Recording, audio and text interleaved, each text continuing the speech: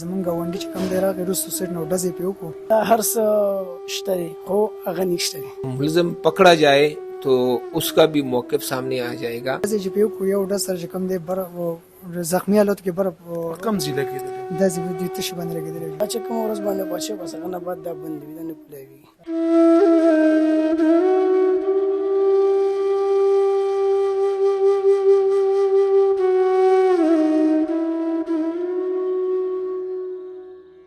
ملزم کی گرفتاری کے لیے ہم نے تقریباً کافی چاپے لگائے. هیڅ څه مو نه ویلې بس دومره یې وویل چې ردي هلک ویشته مسعود نوم یې واغستو. او د هلک شان نه راشي په ډایرکټ په فیر وکړي.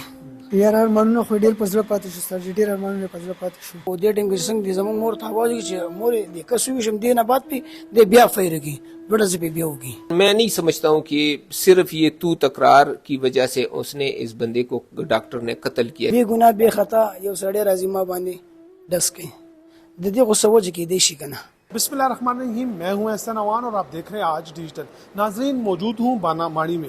یہاں پر انتہائی افسوسناک واقعہ رونما ہوا جس میں ہمسائے نے ہمسائے کو بے دردی کے ساتھ قتل کر دیا.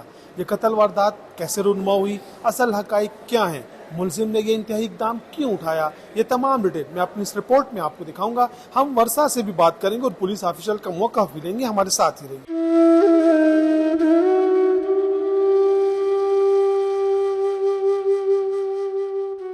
جی ناظرین, اس وقت میں موجود ہوں نوتیا مشتاق آباد میں اور میرے ساتھ مقتول خیال محمد کا بھائی موجود ہے. چونکہ یہ یعنی شاید بھی ان سے بات کرتے ہیں. لاول دی الله پاک تاسو له صبر درکړي. خپل نوم راته بیا راته چې دا واقع څنګه شوی. زما چې نوم دوست محمد دی او دا واقع چې داسې وشو تقریبا داسې جمعې دلته جمع 1 بجه ده. ما مونځ کړو زه کور کې په انتظار وم د ورور ته چېرې مونږ د ورور راشي مونږ یو ځای روټۍ وخورو. نو دې ټایم کې چې کوم دی زما د ورور جمع نه راغلی او دلته کې ولاړو او دا زمونږ ګاونډي چې کوم دی راغی وروسته سیټ نو ډزې پې وکړو او بیا زما ورور چې کوم دی زخمي حالتو کې لکه چې څه ټایم د ملزم چې ډز کولو ستا ورور دلته ولاړو. زما ورور چې دلته ولاړو او دیزي کې او ډزې چې پې وکړو یو ډز سره چې کوم دی زخمي حالتو کې کم ځای لګېدلی داسې د تشي باندې لګېدلی بیا داسې بره رالو بیا داسې بره راوخوتو چې پوه شو بره او بیا زخمي حالتو کې بره وخوتو یاره چې بره راوخوتو بیا ویلې چې داسې کار نشته دی بره راوخوتو پاڼو باندې هغه ټایم د کور کې موجود وي. زه کور کې هغه ټایم موجود وم. مور ته بیا وویل چې زما زخمي حالتو کې هغه لکه چې کله په ډزو لګېدو په دې زخمي حالت په دې پوړو پر چې دې زخمي حالتو کې بره پاڼو باندې وخوتو او مور ته مې غېږ کې پرېوته چې زخمي حالتو کې ویل چې زه دې پلان کې لیک ویشتم مسعود نوم دی مسعود ولې مختیار او په دې زخمي حالتو کې دلته بره راوخوتو او دلته چې لړه شو که نه بیا ویل چې زه دې لیک ویشتم او بیا مونږ چې کوم دی لاندې کوز کې پوه شو 3 کسانو باندې او بیا زخمي حالاتو کې هسپتال ته چې بوتلو هسپتال سره ایمرجنسي وارډ کې چې واچولو تقریبا داسې یو 100 منټه پورې ژوندی و. بس بیا هغې نه پس چې کوم دی بیا په حق ورسېدو. دا راته ووایه وجه څه وه لکه ولې ډز کړی دی. ستاسو خو ګاونډی وي FIR کې تاسو دا ورکړي چې دا د ماشومانو جګړه شوې وه که دې نه علاوه هم علاقې کې چېرته څه جګړه مګړه شوې وه. علاقه کې زموږ جنګ شوی د جمعې مونځ نه پس دلته د علاقه کې زموږ د سبزۍ والا دي نو دوی چې کوم دی د علاقې والا سره جنګ کړی او بس هغې نه پس چې کوم دی به زما د ورور راغلی جمعې مونځ هغه هم راغلی بس د ګیټ مخکې ولاړ یو ترور نسی هم ورسره و. بس دې ټایم کې چې کوم دی دا ګاونډي هم پرې وروسته راغی بس وروسته به فایرنګ وکړو. اوس دا وجه نشته چې دې پې څه وجې نه ډز کړی دی. دا چې کله ستاسو ورور جومات نه راوتو او د هغې جګړه شوې دا د ورور جګړه شوې وه که د دې ګاونډیانو چا سره جګړه؟ دا هم د دې ګاونډیانو نور چا سره جنګ شوی چې زما ورور چې کوم دی بل جومات کې مونځ کړی و هغې نه بس راغه راواپس شوی او کور ته راتلو. داسې څه غم لکه داسې څه ارمان یې و څه به یې ویلې چې اوس هم تاسو هغه واورئ لکه ذهن کې راشي سړی ړه خفه شي چې یاره کاش داسې نه وی شوی ولې چې د خیال محمد خو دا ارمان و دا خبرې به یې کولې مور سره به یې کولې. یاره ارمانونه خو ډېر په زړه پاتې شو سرجي ډېر ارمانونه په زړه پاتې شو او دې اوس څه به ووایو سرجي ډېر ارمانونه په زړه محنت یې ډېر محنتي هلک و. بل دا و چې تقریبا د علاقه کې زموږ کم از کم 25-30 سال برابرېږي سرجي دی تر اوسه پورې الحمدلله موږ نه داسې غلط کار نه دی شوی چې موږ له تر اوسه پورې څه ګیله راغلي ټول عمر مې الحمدلله دلته تېر کړ. اوسه پورې موږ چا سره توتو مې نه دي راغلی نه هم داسې څوک داسې ازار کړي دي یا تر اوسه پورې موږ چاته هېڅ بده خبره نه ده کړې په دې علاقه کې نه هم کتلی دا هلک. څومره مشکلې چې یو ورور لکه زخمي حالت کې ته وګورې او ستا لاس کې بیا هغه صاحب هم ورکړي. یاره سرجي ډېر مشکل الله د مؤمن مسلمان داسې حال او وخت نه ساتي. ډېر سخت مشکل وخت سرجي داسې ډېر سخت وخت ډېر سخت وخت یاد ډیر څه هغه لکه همدغه ویل چې بس همدې کسیشته او جو هغه خپل هم داسې دغه گواہی ورکړه مثال داسې وی چې دی لیک وشته مسعود لیک نوم یې واغس. नाज़रीन आपने मकतूल के भाई की गुफ्तगू सुनी, चुकी ये नहीं शायद हमारे साथ एक और भाई उसको मौजूद है, उनसे बात करते हैं. सुनम زما چې هلال نامه यो فوټیج منګور هغه فوټیج کې دا خیال محمد مولاړي استاد جوړه خورې دی هغه مصر ولاړي کا هغه سو ویلې چې دا کس راضي دا فایر کوي سوجه خي یاره وجه خو هیڅ وجه نه خي بس هغه ټیم باندې زمون خوريو دا رورم چې کوم وفات شوی کنه دا ورسره نو دی په دې ټیم کې یو بل سره مخامخ د تګیټ مخه ته ولاړو او په دلکشان راشي په ډایرکټ په فایرو کې سو ډزو کې یاره یو ډز دی ولګي چې د کم ټیم کې ولګي کنه د ټیم کې څنګه کور تر دند شي را منډه وهي او د ټیم کې څنګه د زمون مور ته आवाज چې مور دې کسو شم دینه بعد په د بیا فایرو کې ډز په بیا وږي هغه واقعي نه پس لکه اوس تقریبا یو سو میاشتې پکې تیر شوې څوک راغلي دي چې خبره کړې ده اوس پورې یاره جی چا نه خبره کړې نه تم ته څوک راغلي دي په اومه شپه باندې پولیس والا چاپه ولې هغه نه دی خو نه مونږ ته پولیس والا راغلی نه مونږ ته سبل څوک راغلی دي باقاعده چې تانه ته مونږ ورم شو نو بس مونږ ته یې شو دا وای چې بس مونږ هم تلاش کړو مونږ ته سبل خبره نه کوي पुलिस तरफ ना इस किस्म से कार्रवाई نه شوی اس قسمه کاروي نه شوی یاره جی مونږ غوډینا بعد چې کوم د سی سی پی او سه بلا درخواست ورکو په عاجزانه باندې ځکه مونږ کار روزګار والا خلک مونږ ډېر به وسه خلک یو مونږ ته زمونږ انصاف ملو شي بے ګناه بے خطا یو سړی راځي ما باندې دس کوي د دې غوسه کې دی شي کنه لکه ګوره یو طرف ته خو تاسو ورور مړ شو لکه هغه ډزو شو بل طرف ته وجم معلومه نشو چې چا جګړه و د دې جګړم پکې نو د بل چا جګړه و بالکل هغه د علاقې مسله و بل چا سره لانجه و دی دوران مخکې چې کوم د لانجم ختم شو 20 منټ مخکې د لانجم ختم شو غنه بعد د نه بعد د سره راغلی د فایر غړي فایر کې به زموږ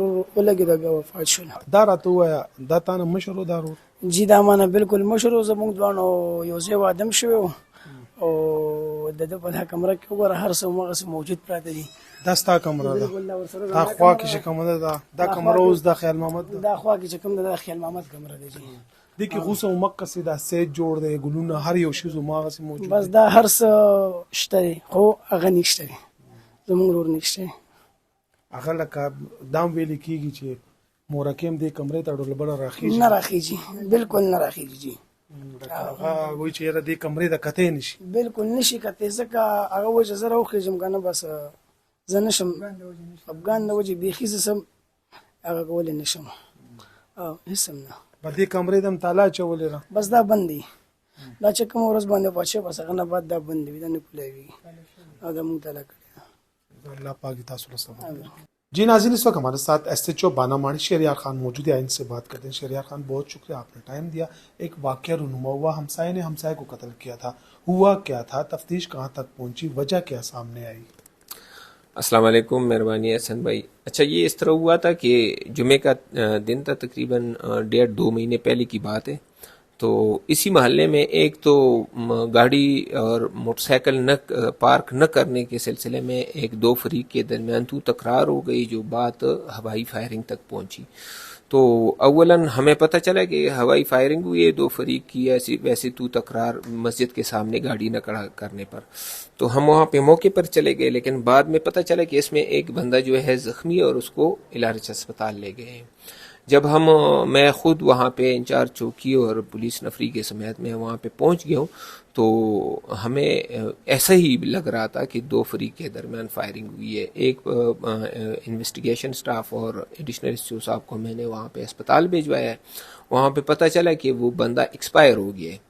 اچھا اس میں اس طرح ہوا ہے کہ اسی جھگڑے کے ساتھ نزدیک گلی میں ایک اور ایشو آ گیا تھا، جو سیم اسی ٹائم پہ، مطلب 10-15-20 منٹ کا فرق ہوگا اس میں. تو ایک افغان سٹیزن ہے وہاں پہ رینٹ پہ رہتا ہے، اس کی باقاعدہ رجسٹریشن ہوئی ہے ایک گھر میں، وہ دوسری فلور میں رہتے ہیں. تو وہ اس کی قتل ہوئی تھی. مسعود ایک لڑکا ہے جو پیشے کے لحاظ سے ڈاکٹر ہے، اس پہ دعوے داری ہوئی، ایک ہی بندے پہ دعوے داری ہوئی ہے. تو ہمیں تو ہسپتال میں جب رپورٹ ملی، کیونکہ وہ وہاں پر تھا ٹریٹمنٹ کے لیے لے گئے تھے، وہاں پہ ڈیڈ ریسیو ہو گیا، تو وہاں پہ اس کی ہم نے FIR لاچ کیا اس کے رپورٹ پہ. تو ان لوگوں نے صرف بچوں کی تکرار پہ جو ہے وجہ انات جو ان لوگوں نے بتایا ہم نے ریکارڈ کیے اور FIR دے دیا. ملزم کی گرفتاری کے لیے ہم نے تقریباً کافی چاپے لگائے ہیں، کیونکہ ابھی پچھلے مہینے میں PO کمپین بھی ہماری چلی تھی، جس میں پشاور کے دیگر تانہ جات کے علاوہ ہمارے تانے کی جو ہے پروگرس کافی اچھی تھی. اچھا، اس سلسلے میں جو ان لوگوں نے بچوں کی تکرار کو موٹیو بنایا تھا، تو اس میں ابھی تک تو مطلب ملزم پکڑا جائے تو اس کا بھی موقف سامنے آ جائے گا، لیکن سریدس جو ہے لوگوں کی باتوں سے جو پتہ چل رہا ہے تو واقعی اس مقتول اور یہ قاتل جو مسعود ہے ڈاکٹر، ان کے درمیان کچھ تو تکرار ہوئی تھی لیڈیز جو بچے ہیں ان کے سر پہ. تو ابھی تفتیش بھی شروع ہے. اب قبل از وقت ہے کہ ہم ایک رائے قائم کریں، کیونکہ مقتول مر گئے، قاتل ابھی گرفتار نہیں ہوئے، لیکن جو ہمسایہ لوگ ہیں، ورثاء ہے، ان کے کہنے کے مطابق موٹیو کو FIR میں درج کیا گیا ہے. آپ کیا کہیں گے؟ ڈاکٹر ایک بہت ہی اہم پیشہ ہے اور ایک ڈاکٹر بننے کے لیے کافی تقدو کرنی پڑتی ہے. ڈاکٹر ہونے کے ناطے ایسا انتہائی اقدام اٹھانا، بیک گراؤنڈ کیا ہو سکتا ہے؟ آپ اپنے تجربے کے لحاظ سے بتا دیں. ایسا ہی ہے، کیونکہ آپ نے جس طرح کہا نا کہ ڈاکٹر ہمارے معاشرے میں ایک تو ایک رسپیکٹیبل پیشہ ہے.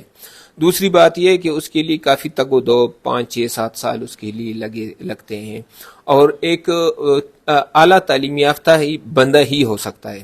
اگر بچوں کے اس پہ تو تکرار ہوئی ہے تو میں یہ نہیں سمجھتا ہوں کہ یہ کافی ریزن ہے، کیونکہ ایک بندہ ہے، اس کو پتہ ہے اس کی اتنی تعلیم بھی ہے اور وہ پریپیئرڈ ہو کے باہر آ جاتا ہے، اگر پرانی تکرار ہے یا اس موقع کی مناسبت سی بھی ہے. لیکن میں نہیں سمجھتا ہوں کہ صرف یہ تو تکرار کی وجہ سے اس نے اس بندے کو ڈاکٹر نے قتل کیا، کیونکہ وہ ایک افغان سٹیزن تھا، کم عمر بھی تھا ڈاکٹر کے حساب سے، وہ ڈاکٹر اس کے میچور تھا، مطلب اس کی ایج کم از کم 30-32 سال بتائی جا رہی ہے، جبکہ مقتول جو تھا وہ 20 کے لگ بھگ ہے. تو میں نہیں سمجھتا ہوں کہ وہ صرف بچوں کی تکرار پہ اپنی لائف کو داؤ پہ لگا کر ایک قاتل بن جائے، اور جس طرح ہم اس کے فیملی اور پوری فیملی اس کی وجہ سے ڈسٹرب ہے نا، ہم چاپے لگاتے ہیں، ان کی جتنے بھی ٹھکانے ہیں پشاور میں ہیں، ہسپتالوں میں ہیں، جہاں جہاں ان کی جاب رہی ہے یا ممکنہ جاب کر رہے ہیں، اس پہ ہم فوکس کر رہے ہیں، اس پہ چاپے لگا رہے. تو میں اتنا مطلب اپنی ذاتی ایکسپیرینس کی وجہ سے میں یہ بتا سکتا ہوں کہ بچوں کی تکرار کی وجہ سے اس نے قتل کیا، یہ کافی نہیں ہے. ملزم گرفتار ہوگا تبھی اصل حقائق سامنے آئیں گے. بالکل ایگزیکٹلی ایسا ہی ہے. جب ملزم گرفتار ہوگا تو دوسری دیکھیں، صرف اس کے کہنے سے یہ موقف یہ موٹیو چینج نہیں ہو سکتا ہے. موٹیو جب وہ بتائے گا تو اس کو ہم پروف بھی کریں گے کہ ہاں واقعی یہ ٹھیک بتا رہے، لیکن زیادہ جو ہے سچویشن اس وقت کلیئر ہوگی جب وہ گرفتار ہو جائے گا. بہت شکریہ. تھینک یو. ناظرین، آپ نے پولیس آفیشل کا موقف بھی جانا، ورثاء کی گفتگو بھی دیکھی، لیکن دوسری جانب یہ قتل اپنے پیچھے کئی سوالات چھوڑ گیا ہے، کیونکہ اصل وجہ کیا ہے یہ ابھی معلوم ہونا باقی ہے. اگلے پروگرام تک اجازت دیں اور دیکھتے رہیے جرم داستان.